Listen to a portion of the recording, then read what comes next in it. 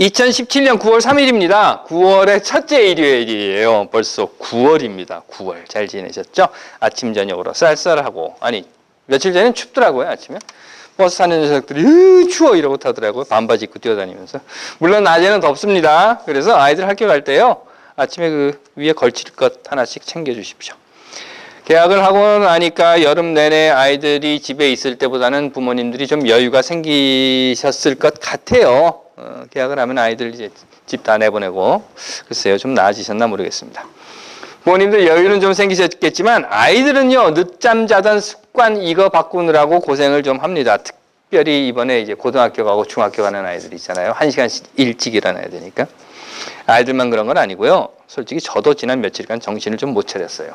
방학 동안에도 일을 안 했던 건 아닙니다. 일을 하기는 했죠.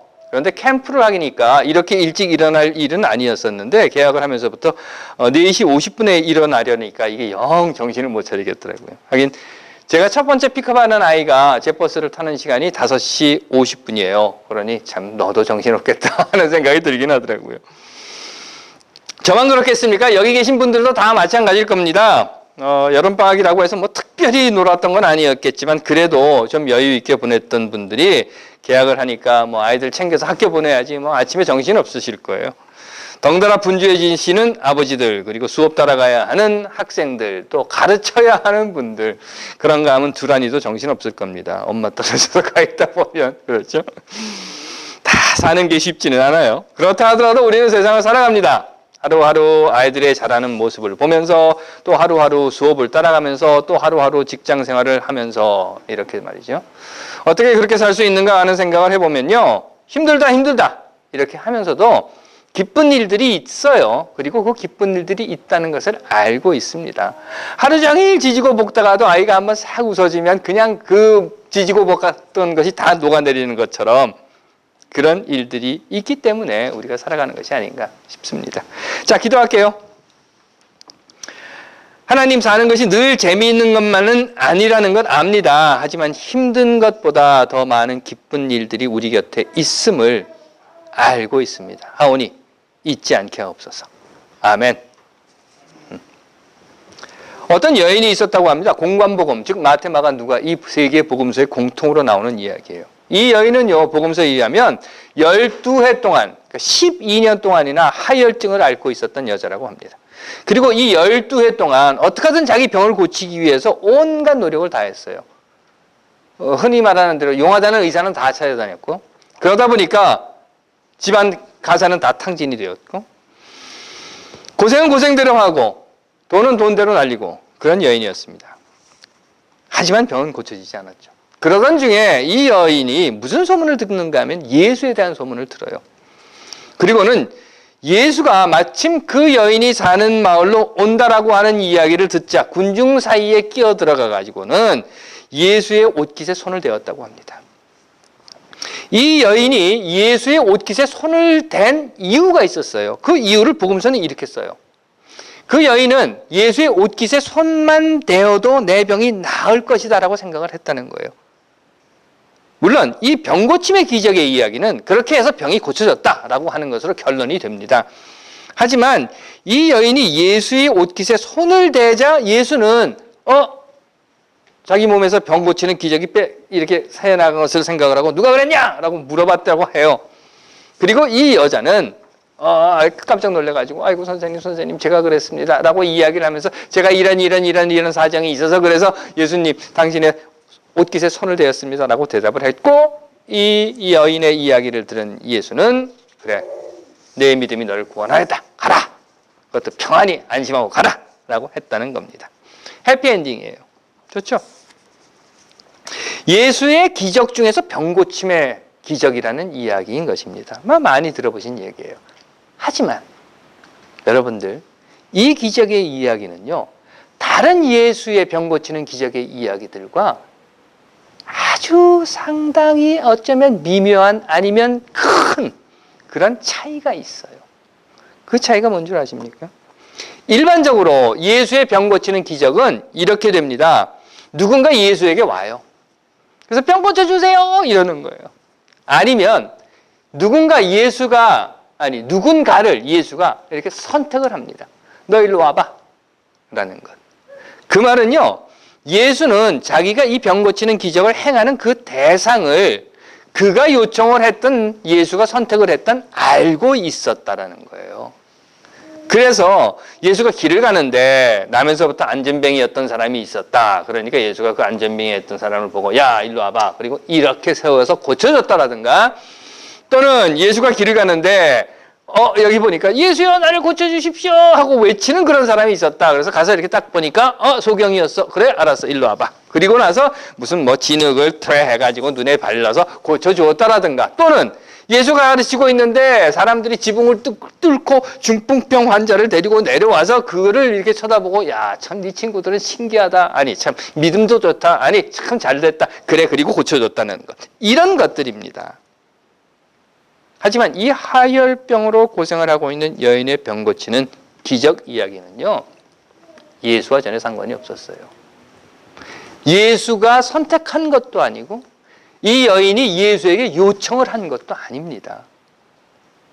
예수와는 전혀 상관없는 거예요. 예수는 그 여인이 누군지도 몰라요. 그래서 돌아서 가지고 누가 건드렸어! 하고 소리를 쳤다는 겁니다. 모르는 거예요, 지금.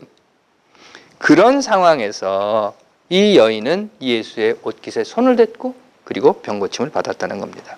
이 말은 이 여인이 병을 고친 이 기적사와는요, 전적으로 자신의 결정했다는 거였어요. 예수하고는 전혀 상관없어요. 예수의 선택도 아니고 예수에게 해달라고 요청한 것도 아닙니다.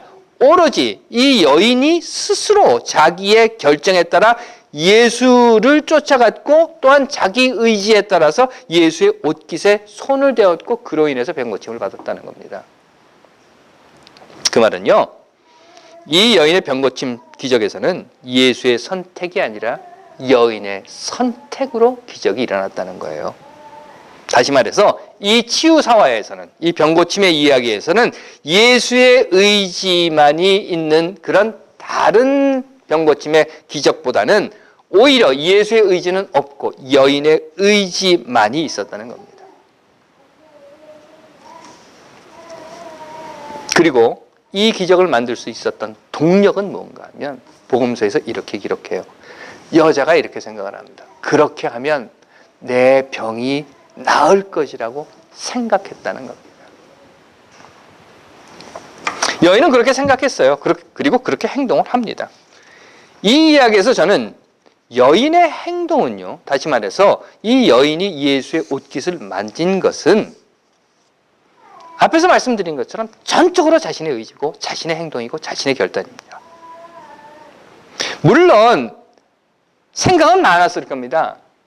물론 예수가 있었던 그 당시에 이 하혈증으로 고통을 받고 있는 여자가 이 한 사람만은 아니었을 거예요. 물론 예수가 걸어다니는 그 길에서 예수로부터 병 고침을 받고 싶어하는 사람은 이 사람 하나만 있었던 것은 아니라는 겁니다. 다른 사람들도 생각을 했을 거예요. 아 맞아, 예수를 만나면 내가 병을 고칠 수 있을 거야. 다른 사람들도 생각했습니다. 아 맞아, 예수가 우리 집에 와가지고 이렇게 해주면 우리 아이가 나을 거야 라는 생각을. 이 여인도 마찬가지였겠죠. 생각을 했고 예수의 소문도 들었고 예수가 병든 사람, 더욱이 아무도 고치지 못하는 그런 사람들의 병을 고쳐준다는 이야기도 들었을 겁니다. 그리고 자기 스스로를 생각해 봤을 거예요. 어땠을까요? 비참하고 처참했을 거예요. 왜냐하면 병 고친다고 온통 용하다는 의사는 다 찾아다녔지만 고생은 고생대로 하고 돈은 돈대로 다 날리고 병도 고치지 못하고, 그러니까 이 여인은 생각을 한 겁니다. 예수라면 내 병을 고쳐줄 수 있을 거야 라고. 물론 생각뿐만 아니라 궁리도 했을 거예요. 이렇게, 자 그러면 예수에게 어떻게 내가 병을 고쳐달라고 할까? 예수의 제자들을 만나서 요청을 좀 해볼까? 아니면 혹시 예수를 아는 누군 사람 있으면 그 사람을 통해서 다리라도 한번 놔볼까? 아니면 빛이라도 내서, 달러 빛이라도 내서 돈을 싸들고 예수에게 찾아가 볼까? 라고 생각을 했을 겁니다. 궁리 어떻게 할까 하고 방법을 생각해 봤었을 겁니다. 하지만 결국 방법을 찾을 수 없었고 이 여인이 한 것은 예수의 옷깃에 손이라도 대면 내 병이 나을 텐데라고 하는 그 생각을 그대로 실행에 옮긴 겁니다. 예수와 전혀 상관없이, 예수의 의지와 전혀 상관없이. 독장수 구구라는 이야기가 있어요. 여러분들 뭐 아시는 이야기입니다. 독장수가 독을 이제 지게에 딱 쥐고 짊어지고 독을 팔러 갑니다. 한낮에 여름 더우니까 독을 팔러 가다가 아유 덥다. 그리고 지게를 탁 풀어놓고 지게대 있지 않습니까? 지게대로 이제 지게를 탁 걸쳐 놓은 거예요. 그리고 그늘에 앉아서 쉽니다. 그늘에 웅크리고 앉아서 쉬면서 혼자 이런 생각을 하는 거예요. 자, 이 독이 지금 하나가 여기 있잖아. 이 독을 팔아서 그러면 돈이 얼마가 남고 이 남은 돈으로 독을 2개를 사고 그걸 또 팔아가지고 그러면 독 이만큼 하고 그 다음에 4개를 사고 독을 많이 팔아가지고 이만큼 돈을 벌면 그 돈으로 또 다른 거를 사가지고 또 팔고 그걸 사가지고 또 팔고 또 사가지고 팔고 남는 돈으로 이렇게 해서 계산을 한 겁니다. 막 계산을 하다 보니까 돈이 많이 생겼어요. 돈을 많이 벌게 된 거예요, 지금. 돈을 엄청나게 벌었습니다. 그 돈이 많아지니까 그 다음에 뭐 할 거예요? 집도 져야죠. 그래서 집도 하나, 고래등 같은 집도 짓고 났으니까 이젠 뭐예요? 장가도 들어야지. 그래서 장가도 들었습니다. 장가도 들고, 땅도 사고, 논도 밭도 있으니까 혼자서 다 못해서 이제 머슴도 막 들이고. 그래도 돈이 이제 많아지는 거예요. 야, 머슴을 들여가지고 몇 평에다 얼마를 하고 하면 그럼 얼마가 남고 이 계산을 지금 혼자 하고 있는 겁니다. 그럼 돈이 많아졌어요.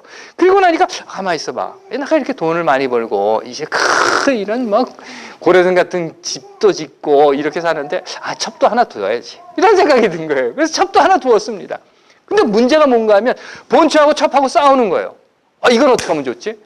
말리는 거예요. 야, 니네들 싸우지 마라. 그래도 안 싸움을 그치고 또 싸우는 거예요. 그러니까 화가 났어요. 그래가지고는 에이 이것들이 말이야 왜 싸우는 거야?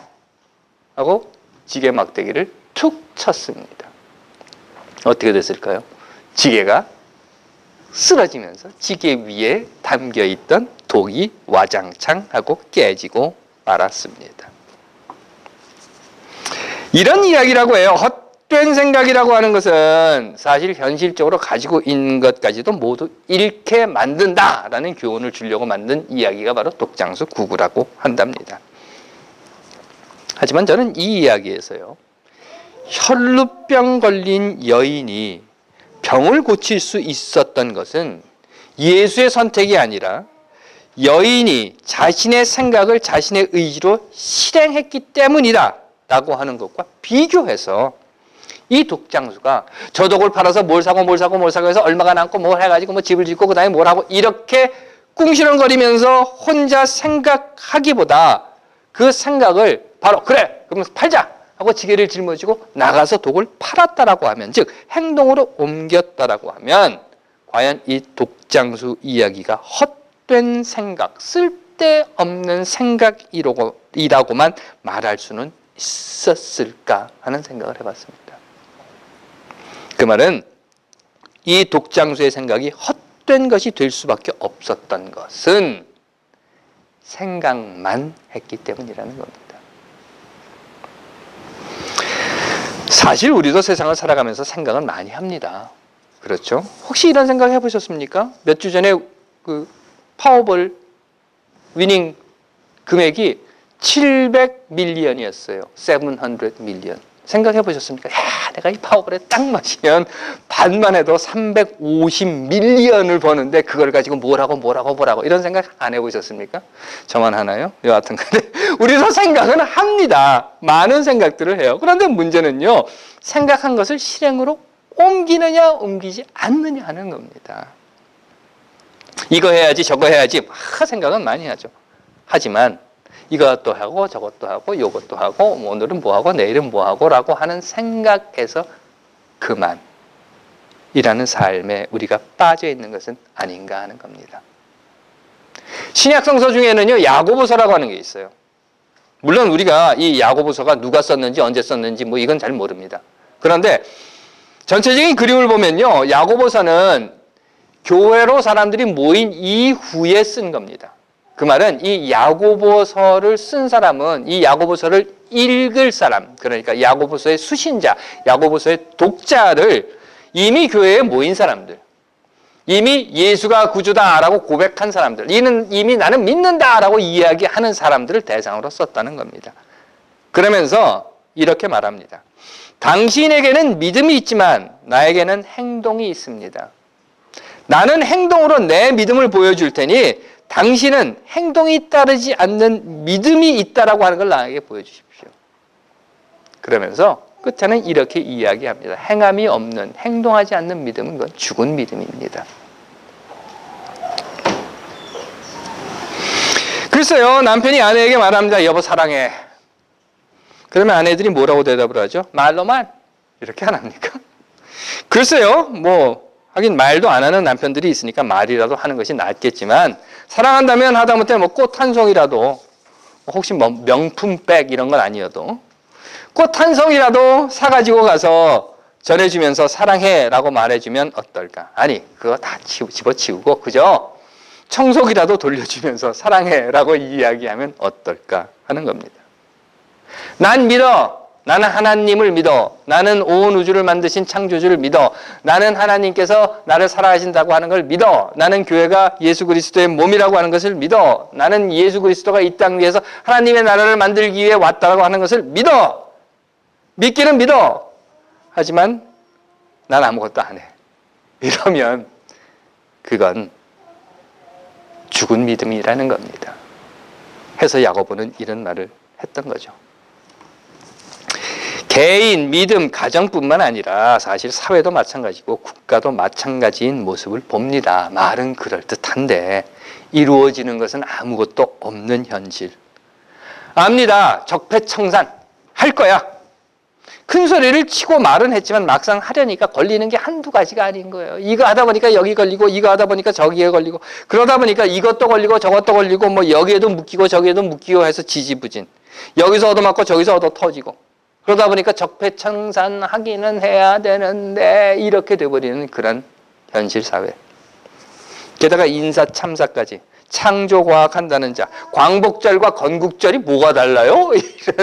난 이 친구가 어디제 화성이나 목성에서 데리고 왔는지 참 신통하다 하는 생각이 들었습니다. 여하튼 이런 자를 장관 후보로 지명해놓고 지명 철회하라고 하는 이야기에 온갖 비난에 휩싸이고 있는, 생각은 많은데 그 생각을 행동으로 옮기지 못한 결과가 아닌가. 저는 그렇게 봅니다. 좋습니다. 한국 정치 이야기는 이 정도에서 접어두고 우리 삶을 한번 돌아봅시다. 하나님께서 사랑하시는 여러분, 우리도 생각은 많습니다. 그럼에도 다 하지 못하는 것도 많습니다. 사는 것도 쉽지 않습니다.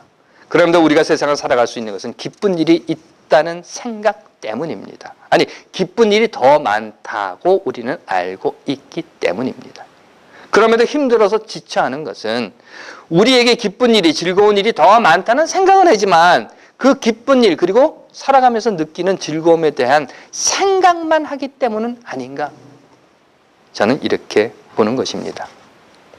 생각으로 그친다고 하면 말이죠. 아, 나는 이렇게 하면 좋을 것 같아. 나는 이런 일을 하면 내 삶에 기쁨이 될 거야. 그래. 나는 뜨개질을 하면 좋아. 나는 꽃꽂이를 하면 좋아. 나는 하루에 30분이라도 아이들 학교 보내놓고 나서 수영을 하면 내게 기쁠 것 같아. 라고 생각은 하지만, 아, 그래. 기쁠 거야. 라고 그친다라고 하면 결국 우리는 우리의 삶 속에서 우리의 삶이 무엇인가, 우리의 기쁨이 무엇인가를 찾지 못한 채 방황하게 되고 말 것이다. 라고 저는 생각을 합니다. 예수의 옷깃만 만져도 병이 나을 거야 라고 생각했던 그 여인이에요. 그리고 그 여인은 자신의 생각을 실행으로 옮겼습니다. 그리고 병 낫는 기쁨을 얻게 되었습니다. 하나님께서 사랑하시는 여러분, 뭐 그리 큰 건 아닙니다. 세계 평화? 좋죠. 민족 통일? 다 좋은 겁니다. 하지만 그 이전에 먼저 우리들의 삶 속에서, 여러분들의 삶 속에서 기쁨이 되는 일이 무언가 먼저 생각해 보시고 그 기쁨이 되는 일, 희망을 만드는 일을 실행으로 옮겨 보시라는 겁니다. 우리 삶 속에 기쁨이 되는 일, 우리 삶 속에 희망을 주는 일, 생각으로 그치지 말고 하다못해 뜨개질이라도 시작을 하시고 하다못해 수영이라도 하루에 30분씩 시작을 하시라는 겁니다. 수영 난 잘 못해. 그러면 하루에 30분씩 동네라도 한 바퀴씩 도는 것, 그것이 내게 기쁨이 된다고 하면 그것도 시작해 보시라는 겁니다. 어떠십니까? 새로운 한 주간. 먼저 삶에서 기쁨을 찾고 희망을 만드는 일부터 아주 작은 것이라 하더라도 행함으로 옮겨보시기를 여러분들께 간절히 부탁드립니다. 그리할 때에 하나님께서 여러분들의 삶 속에 더 큰 기쁨, 더 큰 아름다움으로 채워주실 줄 믿습니다. 기도할게요. 하나님, 우리가 행하게 하옵소서. 아멘.